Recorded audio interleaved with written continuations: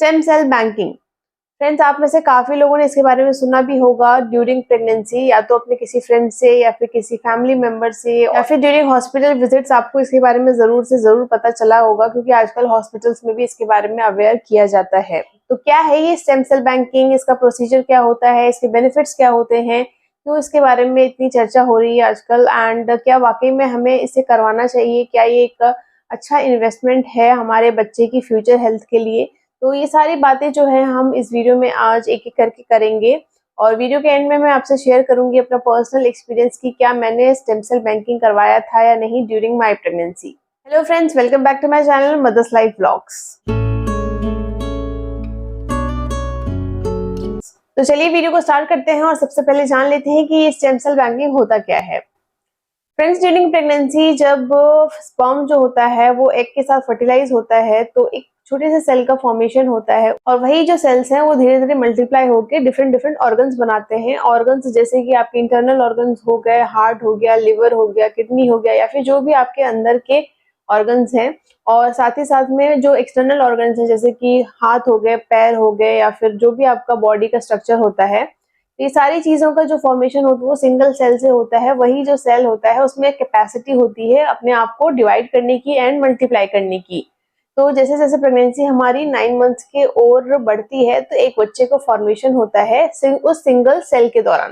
तो वही जो सेल्स हैं वो बच्चे की अम्बिलिकल कॉर्ड में भी पाई जाती हैं। तो आफ्टर डिलीवरी क्या होता है कि पहले तो वो अम्बिलिकल कॉर्ड को काट के फेंक दिया जाता था, बट नाउ उसी अम्बिलिकल कॉर्ड में से ब्लड को एक्सट्रैक्ट करके उसे स्टोर करके रखा जाता है, जिससे कि फ्यूचर में कभी भी बच्चे को कोई बीमारी होती है तो उसका ट्रीटमेंट जो है वो उन सेल्स के थ्रू किया जा सके। तो इसी स्टोरेज के प्रोसेस को हम स्टेम सेल बैंकिंग कहते हैं। नेक्स्ट बात करें इसके प्रोसीजर की कि कैसे परफॉर्म किया जाता है, बच्चे माँ को कोई हार्म तो नहीं होता है ड्यूरिंग कलेक्शन।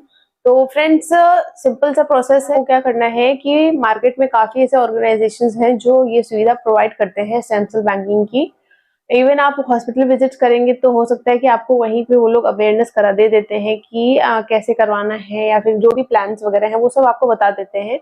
तो डिलीवरी के पहले ही आपको डिसाइड कर लेना है कि आपको कौन सा प्लान लेना है। प्लान्स के बारे में मैं अभी वीडियो में आगे बात करूंगी। उससे पहले ये बता दूं कि जब आप डिसाइड कर लेते हैं कि आपको कौन सा प्लान लेना है, उसके बाद आपके जो ऑर्गेनाइजेशन वाले हैं उनका जो पेमेंट वगैरह है वो करने के बाद आपको वो एक किट प्रोवाइड कराएंगे।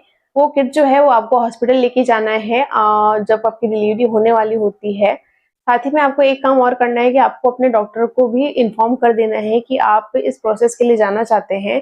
तो इससे क्या होगा कि आपकी जो डॉक्टर का वो माइंडसेट है वो रेडी रहेगा। वो जो किट है वो आप डिलीवरी से पहले लेबर रूम में उनको प्रोवाइड करवा दीजिए। वो जो अम्बिलिकल कॉर्ड है वो आफ्टर डिलीवरी जो है वो कट करके उस किट में डाल देंगे, एंड साथ ही साथ में आप ऑर्गेनाइजेशन वाले की जो लोग हैं उनको इन्फॉर्म कर दीजिए, वो आके वो किट को लेकर चले जाएंगे। सिंपल सा प्रोसेस है, इसमें कुछ भी कॉम्प्लिकेशंस नहीं है, आप आराम से इसको करवाना चाहे तो करवा सकती हैं। फ्रेंड्स, प्रोसेस की बात कर ही लिए तो साथ ही साथ में हम इनके प्लान के बारे में भी बात कर लेते हैं। जो ऑर्गेनाइजेशन वाले होते हैं वो आपको 2-4 प्लान्स बताएंगे, जिसमें आपको वो बताएंगे कि आप कितने सालों के लिए इसको स्टोर कर सकते हैं। Different different like time period के लिए उनके जो है डिफरेंट डिफरेंट प्लान्स हैं। आप मिनिमम जो है वो 21 ईयर्स के लिए वो लोग देते हैं, और दूसरा जो होता है वो लाइफ टाइम के लिए देते हैं। इसमें भी 2 प्लान्स बताते हैं वो, जब आपका जो किट है वो स्टोरेज के लिए वहां पहुंच जाएगा लोकेशन पर, तो जो एक्सट्रैक्शन का प्रोसेस होता है उसमें से, उसको जो है वो 2 तरीके से किया जाता है, या तो मैनुअली किया जाता है या फिर मशीन के थ्रू किया जाता है। तो इस वजह से थोड़ा सा वेरिएशन हो जाता है प्राइस में। और साथ ही में अगर आप लाइफ टाइम वाला लेंगे तो उसमें भी सेम चीज है, मैनुअली एंड ऑटोमेटिक। तो इस अकॉर्डिंगली वो लोग आपको ऑप्शंस देते हैं, टोटल 4 ऑप्शंस देते हैं। तो आपको जो लेना है वो आप ले सकते हैं। इसमें वो आपको 1 टाइम पेमेंट एंड EMI दोनों का ऑप्शन देते हैं। तो आप अपने कन्वीनियंस के हिसाब से डिसाइड कर सकते हैं कि आपको कौन सा प्लान लेना है। बात करें इसके स्टोरेज की तो फ्रेंड्स 2 ऑप्शंस होते हैं, चाहे तो आप पब्लिक बैंक्स में स्टोर करवा सकते हैं या फिर चाहे तो आप प्राइवेट बैंक्स में भी स्टोर करवा सकती हैं। अब दोनों में डिफरेंस क्या होता है, तो फ्रेंड्स पब्लिक वाले जो बैंक्स होते हैं उसमें एडवांटेज ये होता है कि आप फ्री ऑफ कॉस्ट स्टोरेज करवा सकती हैं। पब्लिक वाले में डिसएडवांटेज ये है कि वो पब्लिकली अवेलेबल होता है, यानी कि किसी को भी जरूरत पड़ेगी तो वो उसको दे दिया जाएगा एज अ डोनेशन, एंड आपके लिए प्राइवेटली उसको नहीं रखा जाएगा। सकता है कि आपकी जो स्टेम सेल्स है वो फॉर रिसर्च भी यूज किया जा सकता है, उसमें आपका कोई प्राइवेटली कोई भी मतलब इन्वॉल्वमेंट नहीं है, वो पब्लिकली अवेलेबल होता है। दूसरी साइड प्राइवेट बैंक की बात करें तो वहां पे आपको पेमेंट करना पड़ता है, आपको अच्छा खासा अमाउंट देना पड़ता है स्टोरेज प्रोसेस के लिए, अकॉर्डिंग टू टाइम पीरियड, कितने टाइम के लिए आप स्टोर करवा रहे हैं। साथ ही में वहां पे बेनिफिट ये होता है कि आपको इंश्योरेंस भी देते हैं वो लोग, साथ में इंश्योरेंस कवरेज करते हैं। अगर मान लीजिए कि आपके बच्चे को या किसी भी फैमिली मेंबर को आपकी जो उसको जरूरत पड़ती है, तो फिर होल प्रोसेस को वो लोग इंश्योरेंस में कवर करते हैं। बात जो मुझे प्राइवेट वाले में अच्छी लगी वो ये है कि अगर आपके जो सेल्स हैं वो आपके मैच नहीं करते हैं, तो फिर वो आपको अवेलेबल करवा के भी देते हैं, ढूंढ के देते हैं आपके ट्रीटमेंट के लिए। थोड़ा सा इन्वेस्टमेंट आपको प्राइवेट वाले में करवाना पड़ेगा, but I think it's a good option अगर आपको उसको अपने पर्सनल यूज के लिए रखना है। अब बात करते हैं कि स्टेम सेल बैंकिंग के बेनिफिट्स क्या होते हैं। फ्रेंड्स, बात करें पहले बेनिफिट की, तो हम इसके थ्रू 90+ डिजीजेस का क्योर कर सकते हैं एज पर रिसर्चेस। जैसे कि आपके ब्लड कैंसर्स हो गए, ल्यूकेमिया हो गया, लिम्फोमा हो गया। इन ब्लड कैंसर्स में क्या होता है कि बोन मैरो ट्रांसप्लांट के थ्रू जाना पड़ता है, या फिर कीमोथेरेपी से रेडिएशंस का सहारा लिया जाता है पेशेंट का ट्रीटमेंट करने के लिए, जो कि काफी कॉम्प्लिकेटेड प्रोसेस होता है और इसके पीछे काफी कॉस्ट भी जाता है। तो अब जो है वो ट्रांसप्लांट वगैरह करने की जरूरत नहीं है, ना ही किसी कीमोथेरेपी की जरूरत है। हम डायरेक्टली स्टेम सेल का यूज करके पेशेंट का ट्रीटमेंट इजिली कर सकते हैं। साथ ही में और भी ऐसे काफी डिजीजेस हैं जिनके ऊपर अभी रिसर्च चल रही है, जिनका ट्रीटमेंट हम इन स्टेम सेल्स को यूज करके कर सकते हैं। जैसे कि आपके न्यूरोलॉजिकल डिसऑर्डर्स हो गए, अल्जाइमर हो गया, या फिर सेरेब्रल प्लासी हो गई। साथ ही में अगर आपका कोई ऑर्गन कट के अलग हो जाता है ड्यूरिंग कोई एक्सीडेंट, तो हम उस ऑर्गन को भी रीग्रो करवा सकते हैं इन स्टेम सेल्स के थ्रू। इसके अलावा आपका थायराइड हो गया, डायबिटीज हो गया, ये सारी जो बीमारियां हैं इनका ट्रीटमेंट भी हम इन स्टेम सेल्स का यूज करके कर सकते हैं एज पर रिसर्चेस। बात करें अगर इसके कॉन्स की यानी कि डिसएडवांटेजेस की, तो फ्रेंड्स पहला डिसएडवांटेज है वो ये है कि आप जो स्टेम सेल स्टोर करवाती हैं जिस बच्चे का, आप उस सेम बच्चे के लिए उन स्टेम सेल्स को यूज नहीं कर सकती हैं।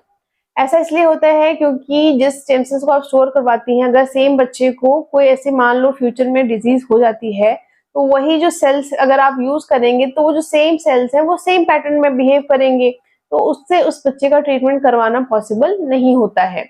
बात करें इसके दूसरे डिसएडवांटेज की, तो वो ये है कि इसके चांसेस बहुत ही कम होते हैं कि आप जो ये स्टोर करवा रहे हैं स्टेम सेल्स को, इसकी जरूरत आपको फ्यूचर में पड़ेगी ही पड़ेगी। वैसे तो भगवान ना करे कि आपको इसकी कभी जरूरत पड़े, आपका बच्चा हेल्दी रहे, तो आप देख लीजिएगा अपने अकॉर्डिंग, बट आपके चांसेस बहुत ही कम होते हैं कि आपको जो है इसकी रिक्वायरमेंट पड़ेगी फ्यूचर में। इसके अलावा कुछ डिजीजेस जिसका ये लोग दावा करते हैं कि वो क्योर हो जाएंगी, जैसे कि डायबिटीज हो गई, अल्जाइमर हो गया।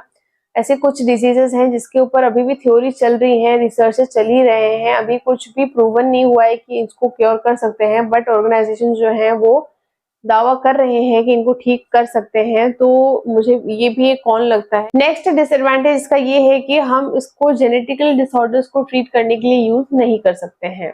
भले ही डिसएडवांटेजेस हो, बट मुझे पर्सनली ऐसा लगता है कि it's a good thing to do for the future benefit of your child and family. अब अगर बात करें कि किसको ये करवाना चाहिए, कि हर प्रेग्नेंट वुमेन को स्टेम सेल बैंकिंग करवानी चाहिए, तो फ्रेंड्स मेरे अकॉर्डिंग तो मैं यही कहूंगी कि अगर आपकी फैमिली में कोई हिस्ट्री है ऐसी कोई बीमारी को लेके, जिसमें ल्यूकेमिया, लिम्फोमा या किसी भी टाइप का कैंसर या ऐसी कोई बड़ी डिजीज हुई है ऑलरेडी फैमिली में, तो आपके लिए ये सेफर रहेगा कि आप अपने बच्चे का स्टेम सेल बैंकिंग करवा दें। इसके अलावा अगर आपका कोई बड़ा बच्चा है जो ऑलरेडी सफर कर रहा है ऐसी कोई बड़ी डिजीज से, जिसके ट्रीटमेंट के लिए आप दूसरा बच्चा प्लान कर रहे हैं, तो उस बच्चे का स्टेम सेल बैंकिंग आप करवा सकते हैं। और लास्ट में मैं यही कहना चाहूंगी कि टोटली पर्सनल डिसीजन है पेरेंट्स का कि वो करवाना चाहते हैं या नहीं। मैंने आपसे सारी चीजें शेयर कर दी हैं, इसकी जो प्रॉस हैं, कॉन्स हैं, तो ये टोटली अब आपको डिसाइड करना है कि आपको करवाना है या नहीं करवाना है। बात करते हैं कि ड्यूरिंग प्रेगनेंसी क्या मैंने स्टेम सेल बैंकिंग करवाया था, तो फ्रेंड्स बिल्कुल यस, मैंने भी अपने प्रेगनेंसी के दौरान कॉर्ड लाइफ के थ्रू अपना करवाया था स्टेम सेल बैंकिंग। सिंपल सा प्रोसेस था, हमने पहले से ही हमारे डॉक्टर को इन्फॉर्म करके रख दिया था कि हम स्टेम सेल बैंकिंग करवाने का सोच रहे हैं, तो फिर उन लोगों को हमने किट जो है वो लेबर रूम में प्रोवाइड करवा दिया था, एंड साथ ही में हमने ऑर्गेनाइजेशन वाले लोगों को भी फोन कर दिया था, तो वो भी टाइमली आ गए थे। एंड डॉक्टर ने ऑलरेडी आफ्टर डिलीवरी जो है वो कॉर्ड को उसमें कनेक्ट करके रख दिया था, तो वो लेके चले गए। तो फ्रेंड्स ये हो गई सारी बातें स्टेम सेल बैंकिंग से रिलेटेड, मैंने सारी चीजें आपसे शेयर कर दी हैं। तो आज की वीडियो में बस इतना ही। आई होप ये वीडियो आपको अच्छा लगा हो तो इसे लाइक एंड शेयर जरूर करें एंड चैनल को सब्सक्राइब करना न भूलें। मिलते हैं मैं नेक्स्ट वीडियो में, तब तक के लिए आप अपना ध्यान रखें, अपनी प्रेगनेंसी को एंजॉय करें। See you friends, take care, bye bye.